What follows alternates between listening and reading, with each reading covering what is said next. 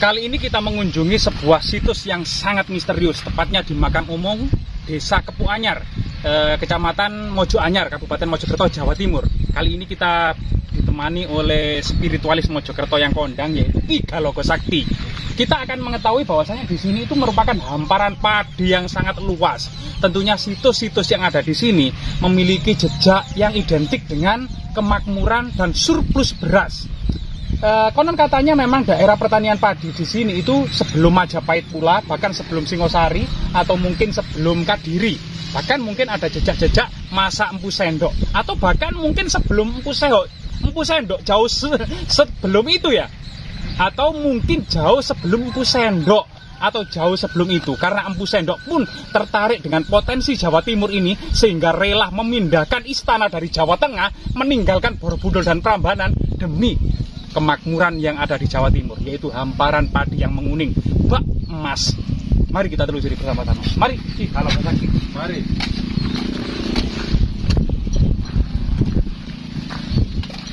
Nah, ini pohonnya kok mencunil ya.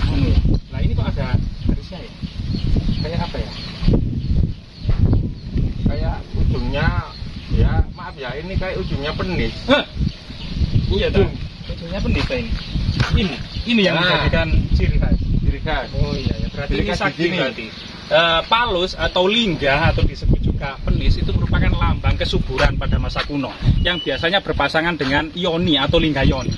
Coba kita kemudian mencari jejak-jejak yang lainnya. Ayo kita lagi. Di sini konon katanya menurut warga itu ada batu teracak atau jejak telapak kaki seorang ratu Majapahit. Di area sini coba kita tulis. Ini pohon asam ini. Kalau ya. Pohon asam. Belum berbuah ini pohon asamnya ya. Nah, ini ada lubangnya, lubang misterius ini pohon asamnya ini. Nah, ini lubang misterius ini. Ini lubang misterius. Nah, ini kalau penerawangnya Ki Galogo Sakti, lubang ini seperti apa kira-kira? Wah, saya ini tidak. Kalau lubang memanjang sini terus kemudian ada menonjolnya kecil, biasanya lubang apa ini? Seperti jenis perempuan. punya perempuan ini. Oh iya, sejenis ini satu paket sama yang depan iya. tadi. Jadi pohon-pohon ini sungguh luar biasa ya, ada bentuknya seperti kemaluan laki-laki, di sini ada bentuknya seperti Kemaluan perempuan. Menurut Ki Galogo Sakti ini bentuknya seperti perempuan. Jadi ini sangat klop sekali ya, pohon-pohon di sini ini memang benar-benar lambang kesuburan. Nanti tidak salah, di sekitar makam ini benar-benar hamparan padi yang sangat subur dan luas sekali. Ya, coba kita menghargai dan menghormati orang-orang yang sudah mati. Kita baca dulu Assalamualaikum ya alal kubur fa inna insyaallah bikum lakikun. Dalam waktu dekat maupun lama kita akan menyusul juga. Diberi Al-Fatihah.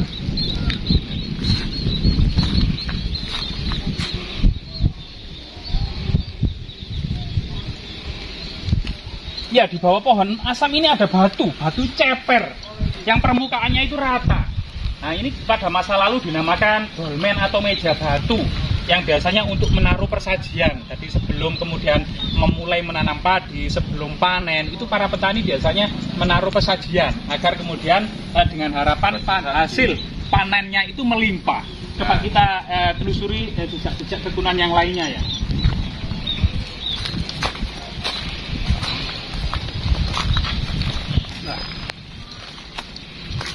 Situs yang sangat keramat dan sangat langka sekali itu di sini. Nah, ini seperti telapak kaki raksasa ya. Ini seperti telapak kaki raksasa Ki Galogo Sakti. Coba kita bersihkan ya daunnya sama air hujan ini yang memenuhi area ini. Nah, ini. Nah, ini ada semacam telapak kaki. Nah, telapak kaki yang cukup besar ini, panjangnya Seperti telapak kaki. Iya, 2 kilan ini. 2 depa ini panjangnya ini. Nah, depan.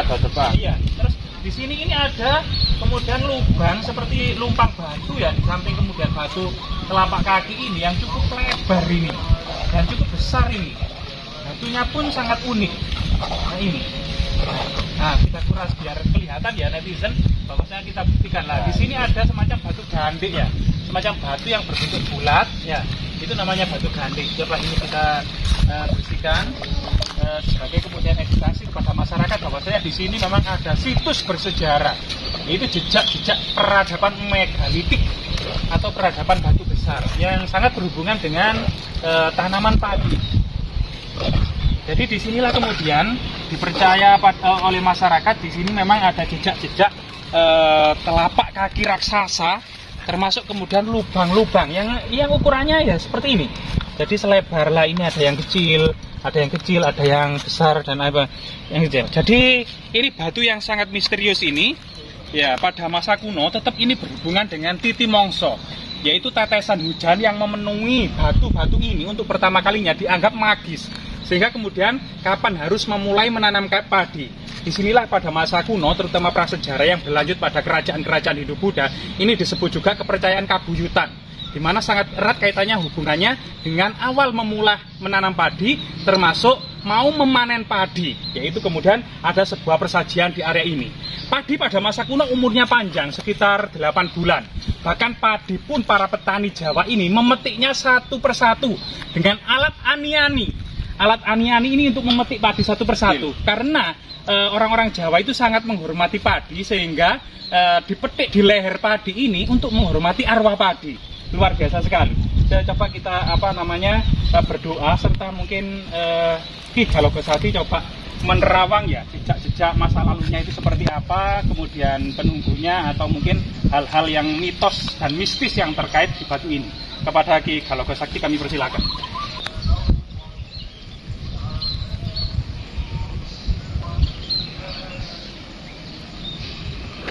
Nah, sudah. Ini ada penunggunya, orang tua membawa tongkat. Kalau mau panen, ritual di sini. Gitu. Jadi penunggunya semacam di sini. Jadi ini masih ada semacam, orang Islam mengatakan kodam, gitu ya. Berarti di batu ini masih ada kodamnya. Semacam orang yang sangat tua sekali. Tua sekali. Kemungkinan memang orang yang sangat tua sekali itu umurnya ribuan atau ratusan tahun ya. Sejak kemudian batu ini dibuat lubang-lubang ini. Kemungkinan lubang-lubang ini dibuat memang sebelum Majapahit ini kelihatannya. Bahkan mungkin sebelum Empu Sendok pulang. Karena area ini itu sangat luas sekali. Karena area pertanian ini. Ini salah satu yang kemudian menjadi daya tarik potensi kemakmuran yang ada di Jawa Timur ini, sehingga Empu Sendok itu rela memindahkan kerajaan dari Jawa Tengah ke Jawa Timur. Salah satu bukti historisnya adalah seperti ini, yaitu semacam kodam yang menunggu batu ini memang sangat sepuh sekali, sangat tua sekali, diduga umurnya memang ribuan tahun. Coba kita lihat telisik yang lainnya. Mari.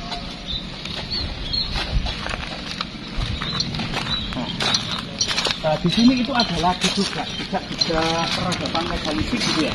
Nah ini satunya. Nah dua tadi juga terawat gitu ya. Nah ini juga ada lubang yang sangat besar, ini ada buah asamnya ya. Nah ini buah asam. Nah ini buah asam itu yang banyak tumbuh di sini. Nah ini memang banyak buahnya. Nah di sini itu ada sampah dan air hujan tentunya ya. Ya ini. Nah di sini. Di sini. Nah ini secara ilmiah ya, leluhur kita kemudian ada batu yang keras dan tandus tentunya, yang sebenarnya batu ini tidak bisa ditanami apa-apa, tapi ketika dibuat lubang kemudian air hujan tertampung di dalam lubang ini, maka muncullah lumut serta kemudian tanah yang subur, sehingga dari lumut dan tanah subur inilah kemudian muncul sebuah kehidupan atau muncul sebuah pertanian yang subur. Ini salah satu filosofi yang bisa diambil atau dipetik ya, pada masa lalu.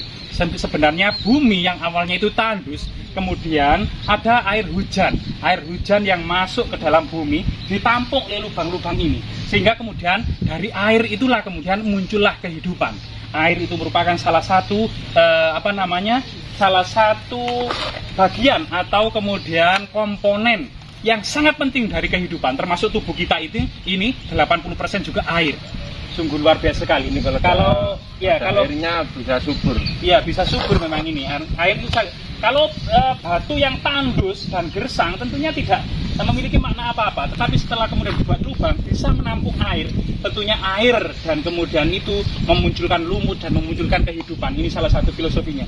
Kalau menurut Ki Galogosakti sendiri, mungkin penghuni ini ya, penghuni ini ya, penghuni batu ini. Nah, ini yang perempuan ini bisa disebut nyai, tua sekali. Ini kalau ada airnya semakin subur masyarakat ini. Kalau menanam apa saja hasilnya melimpah ruah. Jadi menurut Ki Galogosakti ini sebenarnya pasangan dari batu itu. Nah, Jadi batu itu adalah kakek tua yang menunggu, seorang mbah-mbah yang sudah berumur ribuan tahun. Kalau di sini itu seorang nyai, kemungkinan kemudian istrinya dari mbah tersebut. Jadi di sini memang bentuknya memang unik ya, lubangnya itu memanjang seperti lubang kemaluan perempuan. Ini memang sehingga kemudian salah satu kemudian jejak di sini itu memang batu perempuannya. Jadi laki-laki dan perempuan di dalam dunia ini merupakan lambang keabadian, karena dengan adanya laki-laki dan perempuan maka manusia itu terus beregenerasi gitu ya.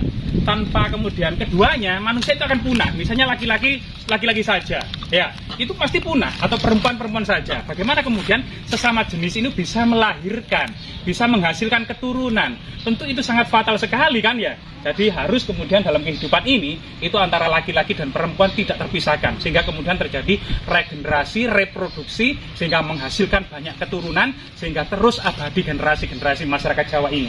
Coba kita telisik yang lain ya. Jadi kita sekarang ditemani Ki Galogosakti ini juga mengambil sisi tadi mistisnya, karena kepercayaan masyarakat itu dalam sejarah lokal pun sangat sekali terpengaruh dengan berbagai macam kemudian cerita-cerita mistis atau pengalaman-pengalaman misteri.